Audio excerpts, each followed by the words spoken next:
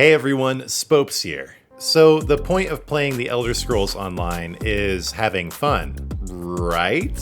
So with that in mind, what can you do to have more fun in the Elder Scrolls Online? I'm talking about deepening your experience, enjoying it more, immersing yourself more thoroughly. I've played the game for a long time.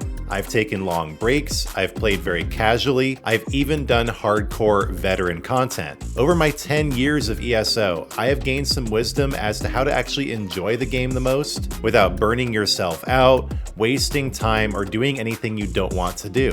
And in this video, I'm going to run through the top 10 things I think you should do as an ESO player to enjoy the game more. Deepen your overall experience without ruining the game. I really appreciate everyone watching. Thank you for making the channel the success that it is. If you have not yet, please do like the video and subscribe to the channel. Number one on my list is you should make sure to play every single event. There are lots of annual events in ESO, and you can learn about every single one through this help menu. Just go to the menu, help, tutorials, and then events. Whether it's Zeal of Zenithar, the crafting event, Witches Festival, the October event, White Strakes Mayhem, which comes 2 times a year, the PvP event, the Undaunted celebration. If you're watching this video when it's coming out, that is the next event coming. The Pan-Tamriel celebration, New Life Festival in the winter, Jester's Festival, or my personal favorite, Anniversary Jubilee. Just make sure you play the events. This is the best part of ESO in my opinion. It brings the most players in, it makes your gameplay more worthwhile.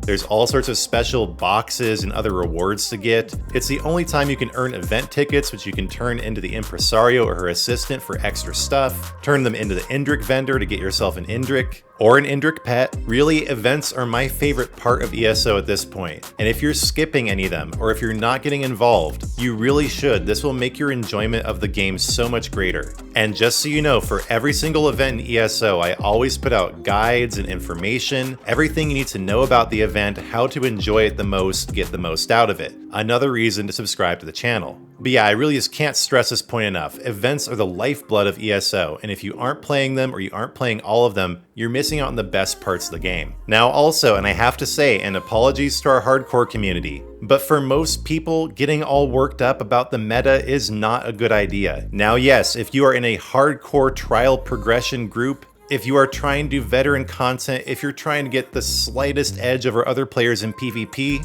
then yes, you do need to pay attention to the meta. And I would say, unfortunately, because honestly, there's just so much to explore in the game. So many cool sets like these that give you glowing purple balls that orbit around you. Don't worry, I have a video on that. So many cool combinations to try, especially now with subclassing, that getting yourself locked into one single meta is probably the biggest mistake you can make as an ESO player. And I do have to say, this may be a controversial opinion, but I think there is a lot of gatekeeping in this game. People saying, hey, you can't play the way you want to. You have to follow the meta. You have to do things this certain way. And I just strongly push back against that. I don't think that's true at all. I think there are so many valid playstyles in this game that following the meta religiously is just a great way to give yourself an early heart attack. Now at the same time, I do want to say that if you really like the meta, like being as strong as possible, don't stop doing that if that's making you enjoy the game. I'm just saying for people that feel like they always have to keep up, people who feel like they're never strong enough, no matter how hard they try, just don't sweat it. The game is so easy now in general that it's easy to get to 90k, 100k DPS even without following a meta build. That's just my 2 cents. Don't sweat the meta too hard unless you have a legitimate reason. Otherwise, ignore the gatekeeping and just enjoy the game. And now, third, I have to say, the lore in this game is phenomenal. There are lore books scattered around the map that you can read to learn more about the game. Remember, the Elder Scrolls Online is not just the Elder Scrolls Online, it's in the universe of the Elder Scrolls overall. It's a series that's been around for like 30 years. It's extremely detailed. It has some of the best world building of any franchise ever, whether it's movies, comics, tabletop games, video games, you name it. A lot of people play ESO specifically because they love the Elder Scrolls and they love the lore. I have to admit that I am not the biggest lore head in the game. I don't know everything, but every time I come across something new, even if it's something kind of ridiculous like the lusty Argonian maid. Yeah, check that out if you don't know what that is. Ugh. I always feel like my understanding of the world that I'm immersed in is deeper. I feel like I'm immersed even deeper in the world I'm exploring. So yeah, don't sleep on the lore in this game. It's extremely detailed, extremely interesting, adds so much depth and enjoyment to the game. It will help you understand other Elder Scrolls games better, and playing other Elder Scrolls games will help you understand ESO better. More on that later. And while you're at it, running around getting lore books, you should also go ahead and explore every single zone. Apparently, and I didn't even know it was this many, but ESO now has 49 zones, so almost 50 different zones you can go explore. Man, that's crazy. I didn't know it was that many. I do know that comparatively, the map in ESO is way bigger than any other MMO. It's absolutely enormous. Apparently, ESO covers over 400 square kilometers, while WoW has about 250 square kilometers. Final Fantasy XIV has about 150, same with Guild Wars 2. ESO is absolutely massive. You can just run around traversing the continent of Tamriel, all the Daedric realms, all the little islands, until your video game feet start bleeding. It's a huge game, and each zone has its own zone story quests, side quests, delves, public dungeons, sky shards to acquire. There's just an incredible wealth of things to do. So ironically, I know a lot of people really just never leave this one way shrine here. They just hang out dueling their entire lives in the game. They never even leave Auridon. But in many ways, I encourage you not to follow their example. And even if you don't do all the quests or anything, just go run around all the different zones. Each one has its own unique flavor. Each one is pretty big, even the newest one, Solstice, which is admittedly quite a bit smaller. I really hope they up the ante here again in future years. But even the relatively small zones have so much to offer, and then you can go from a small one to a big one, or vice versa. The point is, the game is vast, and there is tons to explore. Just run out there, find a zone, and start exploring. Now, kind of tied to that last one, and this is going to be a little bit controversial, but I highly recommend that you get ESO Plus. With that, you get access to all the DLC zones except the most recent one. You get a craft bag for all your crafting materials. You get double the bank space. You get an extra 10% experience. Now, yes, you do have to pay for ESO Plus, and I get how this can sound like I'm shilling for ZOS, the developers of the game, telling you to give them money. And I'm not taking that approach though. I'm saying that for you and your enjoyment as a player, getting ESO Plus will change your experience in the game dramatically. Even just having a craft bag, not having to buy every single DLC you want to go to. These things will make the game so much better that, especially if you're not sure if you love the game or not yet, get a couple months of ESO Plus, really explore it, and then decide. You don't know the ESO experience until you've done ESO Plus. So even if you don't keep your subscription, I recommend getting it for even just a month so you can explore everything there is to offer and then decide how you feel about the game and about the subscription at that point. So yeah, I really recommend, just for your enjoyment as a player, to get ESO Plus. It will up your game substantially. Now again, at the risk of sounding like a shill for ZOS, I also recommend that you invest in the cosmetics in the game. So there are plenty of paid cosmetics, like polymorphs, skins, etc. But did you know that there are also tons and tons of free cosmetics in the game? That's right, all of the armor dyes in the game are earnable, for instance, as are many of the skins. These are just a couple of the free skins you can get just through grinding. And on top of that, all of the armor styles and weapon styles in the game, aside from arms packs, are also free. And I guess being as honest and accurate as possible, there are also certain styles in the game that you can only buy from crown crates. But speaking of crown crates, you can get anything in the crown crates with an earnable currency called Seals of Endeavor. Every day and every week, there are new endeavors to grind. The weekly ones often give you 250 or 300. The daily ones give you around 10 to 15 each. And sometimes you can get them from other sources as well. The Golden Pursuits this time around, for instance, gave you 1,500 Seals of Endeavor for free. So yeah, it's possible to spend a lot of money in ESO, I know I certainly do. But at the same time, you can get almost everything in the game for free when you combine the grindable cosmetics with stuff you can get with Seals of Endeavor. I think that ends up accounting for around maybe 80% of the cosmetics in the game, with only 20% or so gatekept behind actual purchases. And in that case, you can also exchange gold in the game for crowns, the currency you use to buy those things. There are plenty of people who will be willing to trade crowns for gold. So really, you can get everything in the game for free if you work hard enough. In that case, there's really no reason not to invest in cosmetics in ESO. It adds to your enjoyment the depth of how you play. Some people call it playing dress up, and I guess that's true from one point of view, but I love the ability to change the way my character looks in the game. I spend a lot of time on this particular aspect of gameplay, and it's really rewarding for me. Now, my next tip actually doesn't have anything to do with the Elder Scrolls Online. I really highly suggest that as you play ESO, you also play other games in the Elder Scrolls series. For instance, the remaster of Oblivion just came out, and it is phenomenal.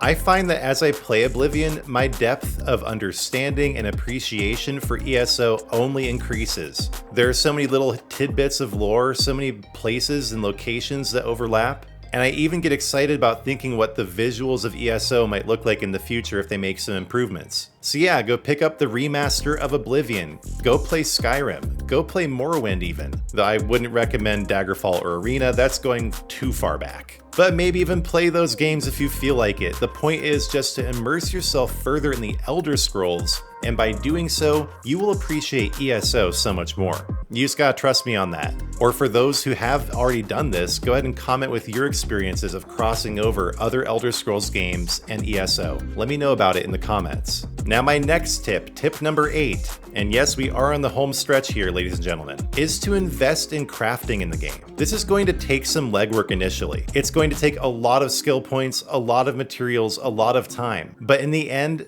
the ability to craft your own gear, to craft it for others, to do your daily crafting writs, to do master crafting writs, wow, it just makes the game so much more fun. It allows you to help others. It's a very easy way to make gold on a daily basis. I have videos on both how to craft, how to make more crafters, all sorts of stuff in my library, so please do subscribe to the channel to check all that out. But yeah, ESO has this really in-depth and rewarding crafting system that's totally worth getting into. I didn't do crafting for years, and now that I do, there's no turning back. Especially with add-ons like Dolgabon's Lazy Writ Crafter now being available on both console and PC, there's really no reason not to get into crafting. It will add so much more depth and enjoyment to your game. You really just gotta start crafting, start small, scale your way up, and start enjoying one of the most rewarding systems in the entire game. Tip number 9, we're getting almost to the end here, is to be social in the game.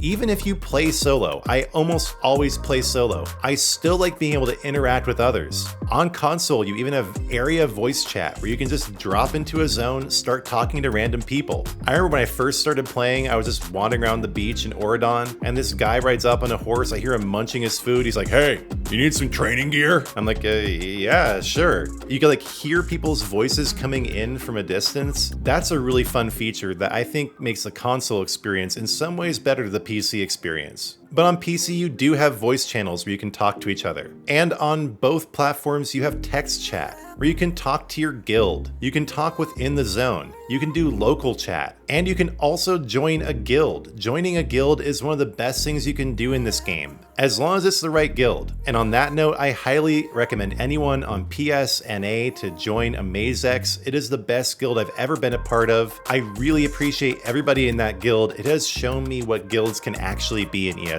So shop around till you find the right one, but do join a guild. Join a guild, talk with other people, maybe jump in on voice chat, and definitely don't forget to emote. There are tons of emotes in this game. They're so much fun to do. Sometimes someone will just jump in doing the same emote as you. There are so many ways to interact socially in this game. It is an MMO after all, and even if you play solo, even if you're a lone wolf, you'll appreciate all the other people being around you who you can interact with passively. Alright, we're almost done here. I just have one more tip for you all, and that is simply to chill and enjoy the game. There will be so many voices in your head as a new player, as an experienced player saying do this, do that. Keep in mind that a lot of these people have self-serving agendas that will only get in the way of you enjoying the game the way you want to. Maybe you do want to be a hardcore veteran content player. All power to you. Maybe you just want to roleplay. Maybe you just want to fish. Just take the time to relax, Dive into the game until you really understand what you like to do and what you want to do. Immerse yourself in the lore, explore all the zones.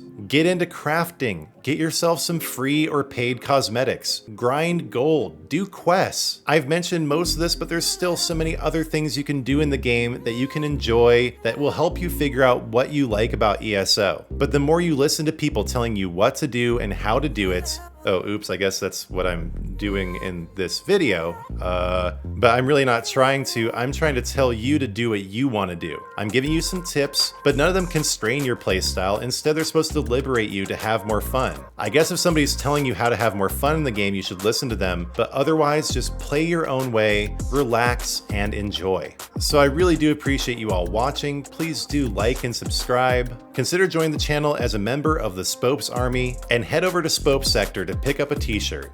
And I have big news for all of my longtime watchers. I am rebranding this channel to focus entirely on ESO. You may have already noticed some subtle changes to my profile picture and my banner image, but I'm also going to start a new channel called Spopes TV. At least I think that's what I'm going to call it. I haven't quite decided on the name, but for those of you who come here specifically for ESO, hallelujah, it's all going to be ESO from here on out. I'm also going to start capturing that unique personality you all know and love in a new channel entirely focused on just whatever I want to talk about. Whether it's other games, whether it's politics, religion, anything goes. It's going to be all Spopes all the time on Spopes TV, name TBA. And also, big news, I think I've just received my first sponsorship opportunity. I'm gonna be revealing more about that here in the future. So God, I just thank you from the bottom of my heart for making all this possible, for being so merciful, for providing so much providence, for always leading me where I need to go. Thank you for making me a sheep in your flock, Lord, for redeeming me through the blood of your Son, Jesus Christ. I ask that you bless everyone watching this video, that you continue to bless my channel, that you give players in this game, both new and old, a place they can congregate, not worry about pressure, and just enjoy the game. Lord, in your mercy, hear our prayer.